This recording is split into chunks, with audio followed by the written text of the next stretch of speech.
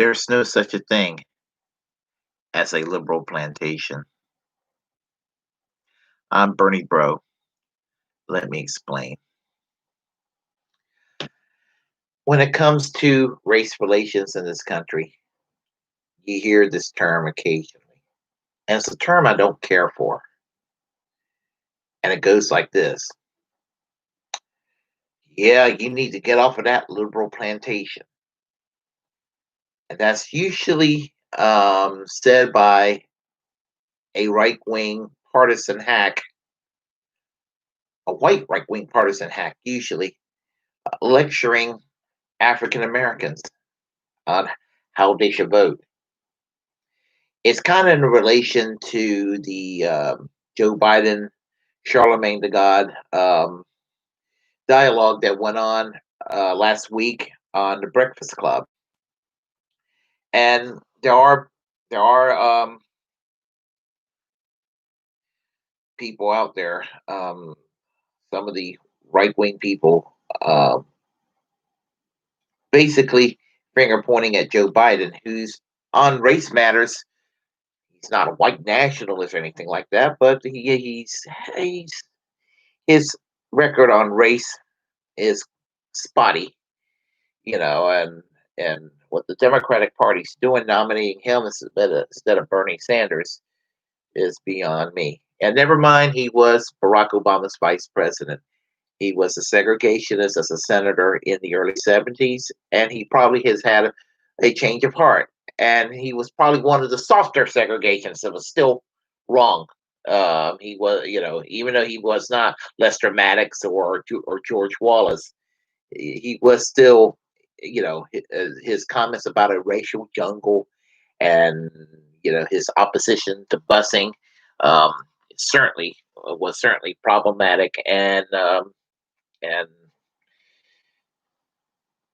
there's that. Um, Now, do I think he's David Duke? No, he's not. But you know, some people talk about his basically his comments about if you had trouble, you can't figure out between Trump and himself, you're not black. I mean, and talking in the vernacular and everything, and that in itself was kind of condescending and insulting. But I am hearing sanctimonious partisan Republican types claiming to have this love and concern for the black community by telling them that you need to get off the liberal plantation. Now, African Americans have a right to vote for whoever they want as individuals. I'm not talking about the collective, I'm talking about individuals. Just as I have a right to vote for who I want as an individual and any other person. So all right, we're going to put this on a race neutral,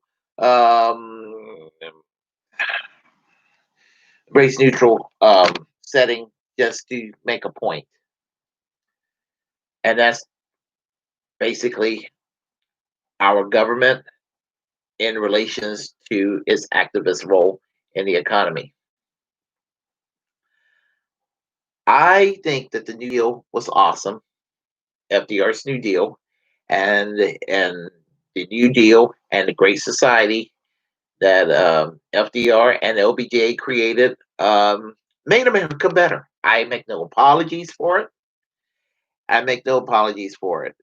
Because the New Deal gave us Social Security and old age pension, and the New Deal provided a system that policed corporations from abusing the American people in a lot, and although it didn't go far enough. The New Deal created public works to alleviate unemployment, and the New Deal, no matter how you slice it and dice it, got us out of the Great Depression. There are revisionist historians on the right that want to tell you different, and they'll tell you, well, FDR actually doing the New Deal prolonged the Depression. What, giving people jobs kept the country unemployed.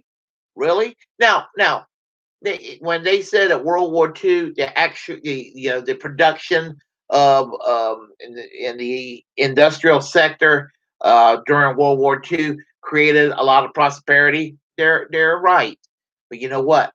There was an infrastructure that was created that made our manufacturing base in World War II such that people prospered.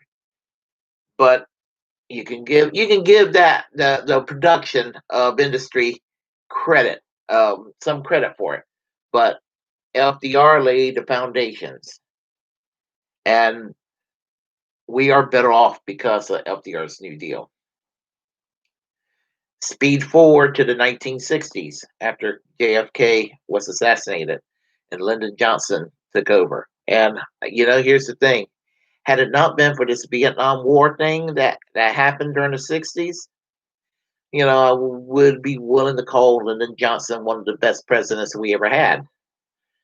And I am glad for what Lyndon Johnson did, signing the Civil Rights Act of 1964, the Civil Rights Act of 1965. I am glad that we had things like the National Endowments for the Arts and Humanity. I am glad we had Medicare. I am glad we had Medicaid. And to Lyndon Johnson's credit, he tried to push for single payer health care for all Americans, called national health insurance, or it would have been called Medicare, which why we call it Medicare for all.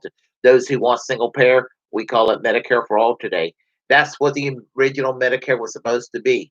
It was supposed to be for the elderly, and then it was supposed to cover uh, another age group, another age group, and another age group until the country was under Medicare.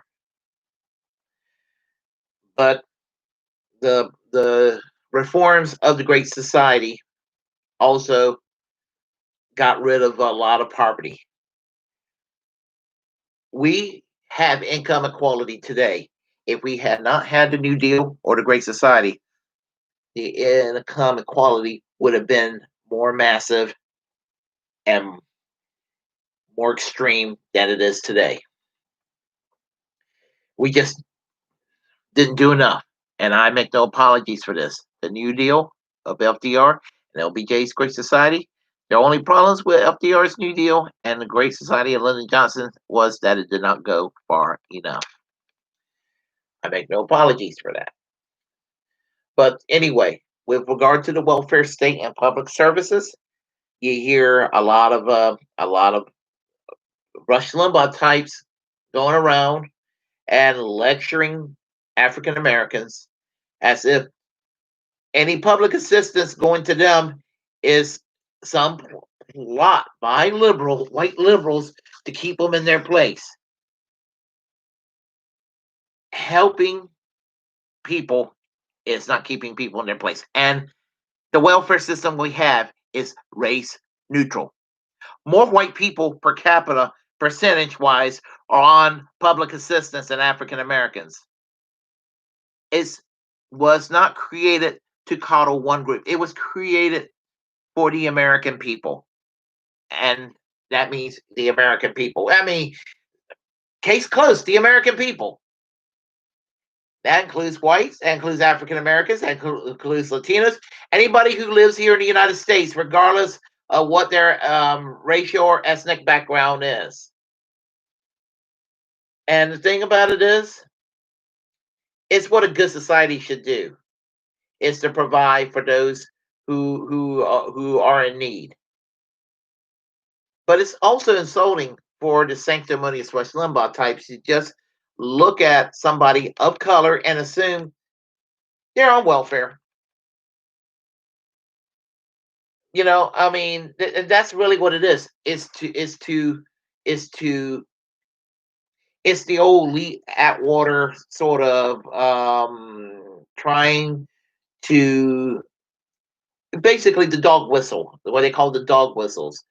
You can't sit there and call somebody the N word or something like that. So you use dog whistles, and and those dog whistles is kind of understood to mean that you want to go and stop a whole other group of people from basically having their concerns met or what have you. And I just think it's insulting. I mean, I mean, as an American, I was insulted on behalf of African Americans when Joe Biden made that remark. But I'm just as insulted when I hear the Rush Limbaughs of the world wagging their finger at African American community about the liberal plantation, as if Rush Limbaugh gives a damn about black people. I'm not, and just no, I'm not saying that every conservative is a racist. In fact, I'd be willing to say, and I mean this sincerely, that most conservatives aren't. I mean, is Rush Limbaugh racist? Yeah. Is Sean Hannity is? He's politically wrong on everything, but no, I don't particularly think Sean Hannity's a racist. But but the point I'm trying to make is this whole idea this is condescending and it's insulting because individuals are individuals at the end of the day. And as a socialist, I remember a few years ago, or maybe about a year ago, year and a half ago, I saw it on the Young Turks. And they were doing a segment on Candace Owens and Cornel West debating on socialism and how socialism would destroy the black family, and now it's going to destroy the whole of America. I mean, Candace Owens would say some stupid shit like this, and uh, and she's paid by groups like Turning Point USA to go and spout this sort of nonsense. She's as much of a useful idiot for the right as Dave Rubin is these days. And the point I'm trying to make is that they have this kind of self-righteous attitude as if all white liberals look at us, all demographics as if they're monolithic. And no, that's just not it. Not it at all. And I'm just kind of tired of this whole idea again of the liberal plantation that I'm touching back on. And there is no such a thing as a liberal plantation. And it's insulting. It's insulting as hell. It's insulting to the progressives that fought for racial equality and fought for economic democracy for all people.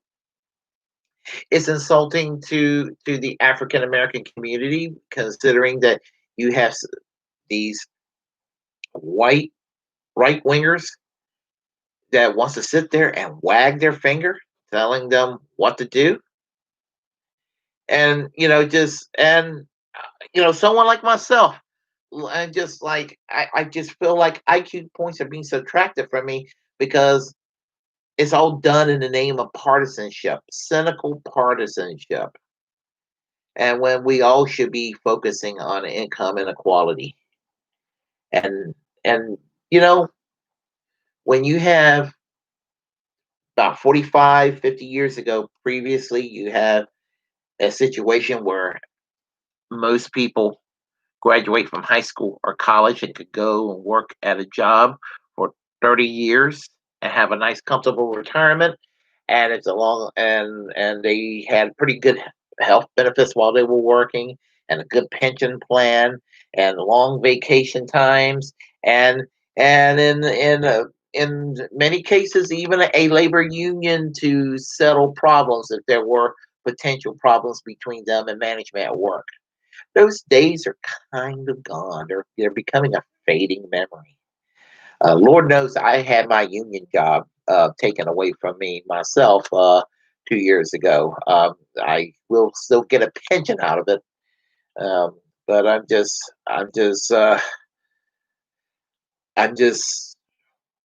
amazed that things like the American dream that was in existence at one time is fading, and all the right wing people can do is talk about a liberal plantation. What they need to be doing, and of course they won't because they're fucking right wingers. They need to go and address the problem of income equality. That's why it was important for Bernie Sanders. And yeah, I was going to mention his name. Here I am mentioning his name.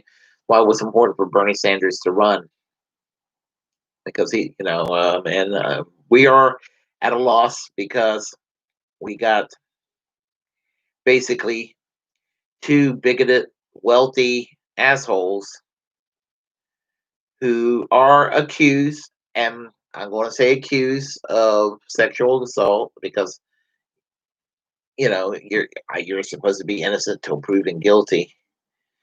And no, I'm not trying to be a misogynist because if Alyssa Milano wants to say believe all women unless the woman is Tierra Reed, and therefore if it's Tierra Reed accusing Joe Biden, therefore you can give Joe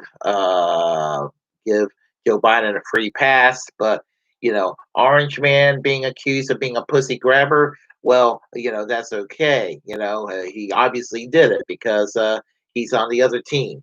And again, I don't know, and if either one of them are guilty, I just know it's unacceptable if they are, and I believe in